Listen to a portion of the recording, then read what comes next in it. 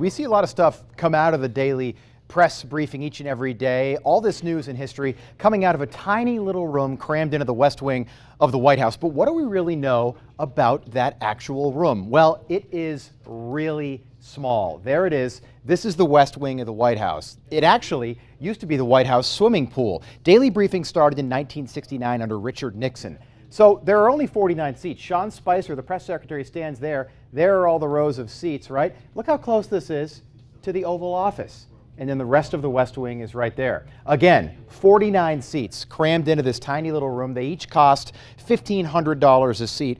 The networks have to pay for that. And the more senior you are, the closer you sit to the front. So here's Sean Spicer, the press secretary. We've got Fox News in the front, CBS News, who we're affiliated with. And look who also is in the front row, CNN, who Donald Trump is not super fond of, but they have a front row seat. Some of the other seats you see, the New York Daily News stuffed in the middle there, MSNBC. I know it's difficult to see, but I'll put this on my Facebook page a little bit later. It's interesting. Televised press conferences were something pioneered during the Kennedy administration because JFK saw TV as a new way to reach the American people directly, kind of like President Trump using Twitter today.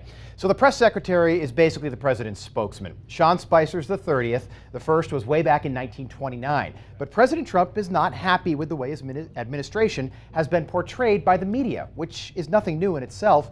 But now he's talking about ending those daily press briefings, which would end, Jackie, a tradition that's nearly 50 years old. Wow. A lot of people ask me, I got this on Twitter, what happens to the press secretary after the president leaves office? A lot of them do what we do. Yes, they become news anchors. Yeah, George Stephanopoulos is on Good Morning America. He was press secretary under Clinton. Yes. Dana Perino's on Fox News. She was press secretary under George W. Bush. I think they have a way of knowing how to handle the media, so that's why they probably, hey, you'd be good for this job. Natural fit, exactly. Natural.